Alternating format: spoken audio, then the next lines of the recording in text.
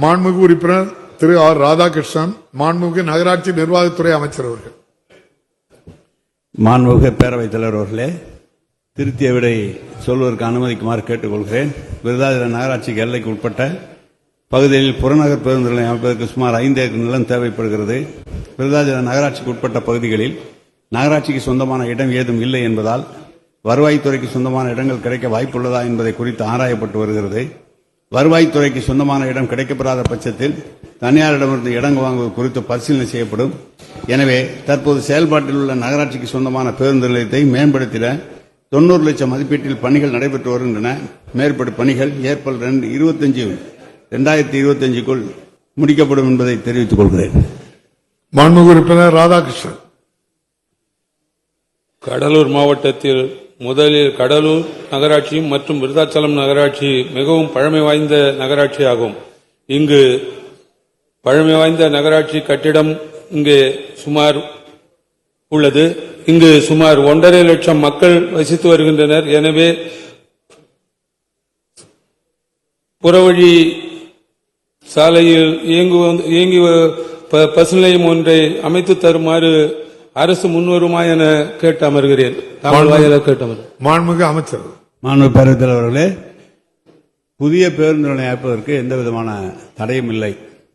இடம் இருக்குமானால் உடனடியாக அதுக்காக நிச்சயமாக அதுக்கான நிதியை மாண்புமிகு முதலமைச்சரிடம் பெற்று விருதாச்சலம் பகுதிக்கு தேவையான புதிய பேருந்து நிலையத்தை அமைப்பதற்கு நடவடிக்கை எடுக்கப்படும். ஆனால் இடம் என்பது மிகப்பெரிய பிரச்சனை. உங்களுக்கு எப்படி உங்களுடைய சொந்த தொகுதி விருதாச்சலம் இருந்தால் எங்களுடைய திருச்சி மாவட்டத்தினுடைய ஒட்டிய தொகுதி எனக்கு முழுமையாக விருதாச்சலத்தை பற்றி தெரியும். எனவே ஒன்று அமைத்தால் இங்கு எம்ஆர்கே சுகர் மில் போற பாதையில் அமைக்க வேண்டும். இல்லை என்று சொன்னால் விருதாச்சலம் நமது உளுந்தூர்பேட்டை பாதையில தான் அந்த இது அமைக்க வேண்டும். அந்த பகுதியில் தான் இடம் இருக்கு. பாக்கி இடம் தான் கடைவீதி. இங்கிட்டு கோயில் வந்துடும். இங்கிட்டு போனா பைபாஸ்ல இடம் கிடைக்கும்னா இந்த பக்கம் பைபாஸ் நமது கருவேப்பலங்குறிச்சி பக்கத்தில் இருக்க பைபாஸ்ல கிடைக்கும்னா நீங்க சொன்னீங்கன்னா அந்த இடம் அரசாங்கத்துக்கு சொந்தமான இடம் இருந்தால் அப்படி அந்த பேருந்து நிலையம் அமையுமானால் தான் அந்த நகராட்சிக்கு நன்றாக இருக்கும். எனவே எங்களை பொறுத்தளவு பணத்தை கொடுப்பதற்கு ஒன்றும் பிரச்சனை இல்லை. இடம் இருக்குமானால் உடனடியாக கட்டி தரப்படலாம். மேலும் நீங்க பாத்தீங்கன்னா கிட்டத்தட்ட இந்த பழைய பேருந்து நிலையத்தை மேம்படுத்திட்டு 90 லட்சம் கொடுத்துட்டு இருக்கிறோம். ஒரு நாளைக்கு 150 பஸ்ஸுக்கு மேல வந்துட்டு போகுது. பல இடங்களுக்கு போயிட்டு வருது.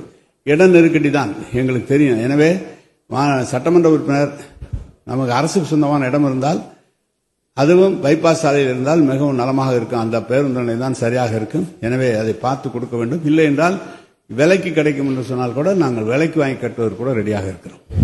மாண்புமிகு உறுப்பினர் ராதாகிருஷ்ணன்.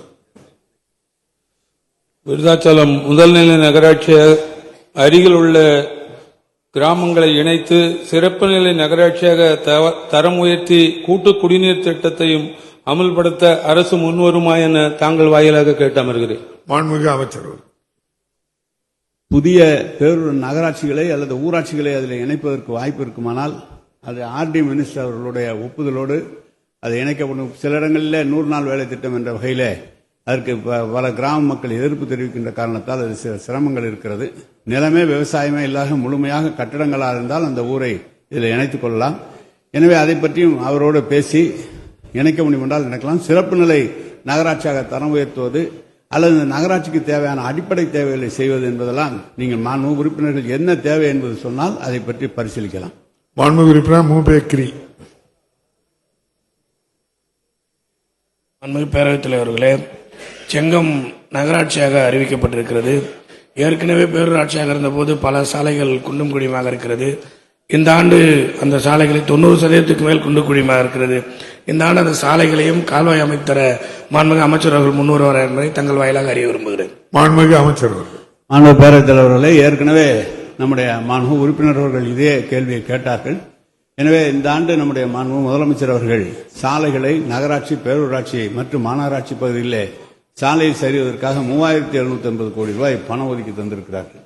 எனவே செங்கம் நகராட்சியை பொறுத்தளவு நம்முடைய மாண்புமிகு பொதுப்பணித்துறை அமைச்சரும் அந்த பகுதியை பார்க்க வேண்டும். அதேபோல பொதுப்பணித்துறை அமைச்சர் இந்த திருவண்ணாமலைக்குள்ள குடிநீர் திட்டத்தையும் பற்றி பேசியிருக்கிறார். எனவே செங்கம் நகராட்சியை பற்றி பொதுப்பணித்துறை அமைச்சரும் சொல்லியிருக்கிறார். மாண்புமிகு உறுப்பினர் நிச்சயமாக இந்த பகுதியில் எந்தெந்த சாலை பிரதான சாலை இருக்குமானால் அதை எடுத்து உடனடியாக செய்வதற்கு நடவடிக்கை எடுக்கப்படும். மாண்புமிகு உறுப்பினர் வேல்முருகன். மாண்புமிகு பேரவைத் தலைவர் அவர்களே, மாண்புமிகு முத்தமிழறிஞர் தலைவர் கலைஞர் ஆட்சி காலத்தில் என் பண்ருட்டி சட்டமன்ற தொகுதி நெல்லிக்குப்பத்தில் பேருந்து நிலையம் கட்டப்பட்டது.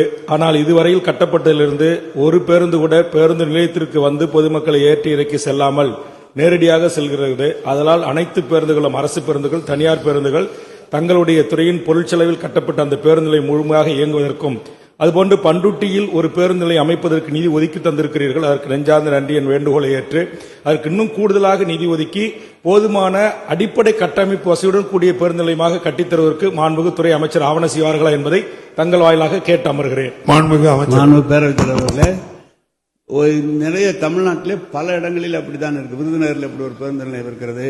நமது ஆம்பூர் பகுதியில் ஒரு பேருந்து நிலையம் தனியாக கட்டப்பட்டு பேருந்துகள் இயக்காமல் இருக்கிறது. அதற்கெல்லாம் சென்று போய் பார்த்தோம். ஏன் பேருந்து நிலையம்? இப்போது பைபாஸ் சாலை வந்திருக்கிற காரணத்தால் உள்ளே செல்லாமல் நேரடியாக செல்கிற மக்கள் அதை விரும்புகிறார்கள். ஏன் அங்க போய் லேட் பண்றீங்க, கொண்டு போ அப்படின்லாம் சொல்றாங்க. நம்ம ஆர்டிஓ, நம்முடைய போக்குவரத்துறையின் சார்பாக ஆர்டிஓவிடம் சொல்லி அதை உடனடியாக எல்லா பேருந்துகளும் அங்கு செல்ல வேண்டும். இல்லை என்று சொன்னால் நடவடிக்கை எடுக்கப்படும் என்று சொல்லலாம். எனவே பண்ருட்டியை பற்றி சொல்கிறீர்கள், நான் கவனிக்கிறேன். மாண்புமிகு உறுப்பினர் காமராஜ். மாண்புமிகு பேரவைத் தலைவர் அவர்களே, திருவாரூர் மாவட்டம் நன்னிலம் சட்டமன்ற தொகுதிக்கு உட்பட்ட வலங்கைமான் பேரூராட்சி நிறைய கிராமங்களை உள்ளடக்கி நடுநாயகமாக விளங்குகிறது. நீண்ட நாள் அங்கே பேருந்து நிலையம் இல்லாமல் பொதுமக்கள் சிரமப்பட்டுக் கொண்டிருக்கிறார்கள்.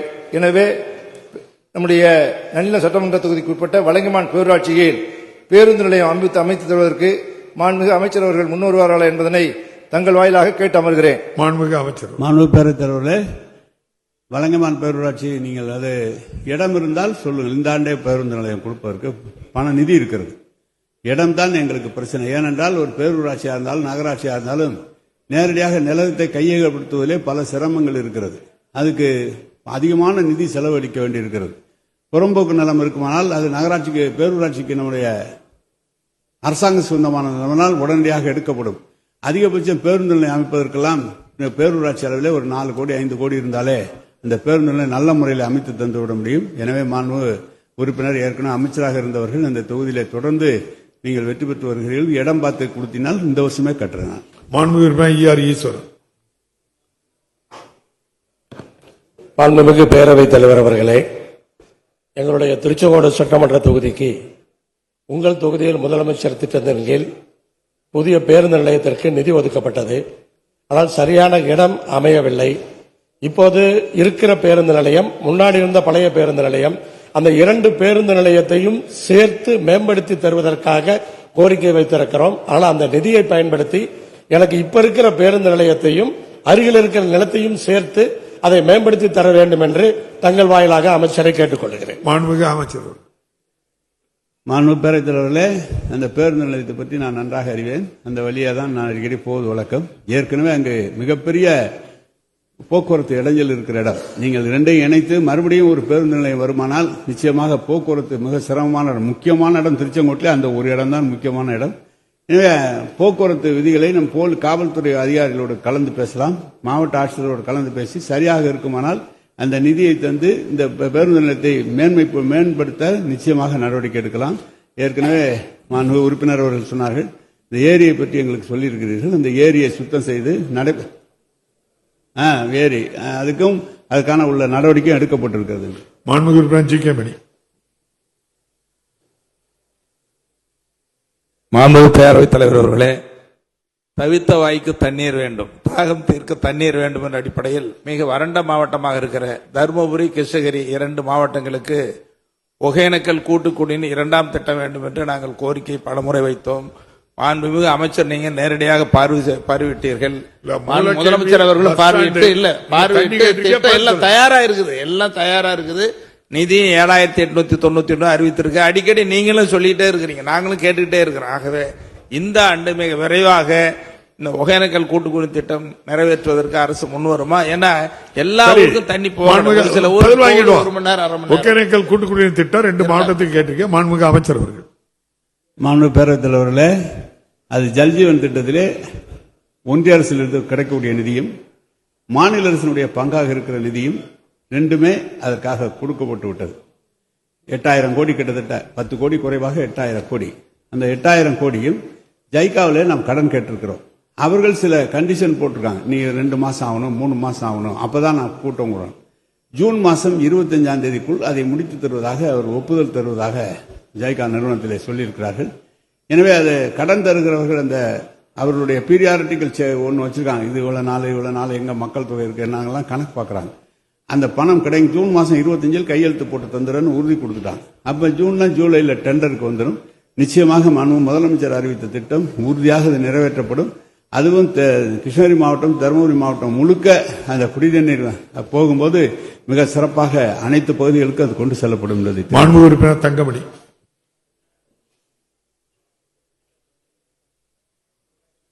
மாண்புமிகு பேரவைத் தலைவர் அவர்களே, மாண்புமிகு அமைச்சர் அவர்கள் பதில் சொல்கின்ற போது விவசாய பகுதியாக இருந்தால் நகராட்சி பகுதியோடு இணைக்க மாட்டோம் என்று சொல்லியிருக்கின்றார்கள். என்னுடைய தொகுதியில் இருக்கின்ற 18 ஊராட்சியிலுமே கிட்டத்தட்ட 20,000 ஏக்கர் பாசன பகுதி மேட்டூர் இடதுகரை வாய்க்கால் முழுக்க என்னுடைய தொகுதியில் தான் இருக்கின்றது. அத்தனை ஊராட்சிகளையுமே நகராட்சியோடு இணைக்கணும் என்று உத்தேசிக்கப்பட்டிருக்கின்றது. அப்படி மாண்புமிகு அமைச்சர் அவர்கள் சொன்ன பதிலின் அடிப்படையில் அந்த விவசாய பூமியில் இருந்தால் அது கிராம ஊராட்சியாக இருப்பதற்கு அமைச்சர் ஆவணம் செய்வாரா என்பதை மாண்புமிகு பேரவைத் தலைவர் வாயிலாக மாண்புமிகு அமைச்சர். மாண்புமிகு பேரவைத் தலைவர் அவர்களே, குறிப்பாக நான் ஊராட்சியை ஏன் நகராட்சியோடு இணைக்கிறோம் என்று வந்தால், அந்த பகுதியிலே இந்த சாலை சகல வசதியோடு பாதாள சாக்கடை திட்டம் இருக்கிறது, விளக்கு வெளிச்சனுக்கு கழிவறை வசதி இருக்கிறது. அருகில ஊராட்சி என்கின்ற போது மிகப்பெரிய அளவில் இருக்கிற போது அவர்களால் இந்த அளவுக்கு செய்ய முடியவில்லை. அதனால்தான் அந்த பகுதியை இதோடு இணைத்தால் அருகில் இருக்கிற மக்களும் பயன்பெறுவார்கள் என்ற வகையிலே தான் அந்த திட்டம் நிறைவேற்றப்பட்டது. ஒன்று.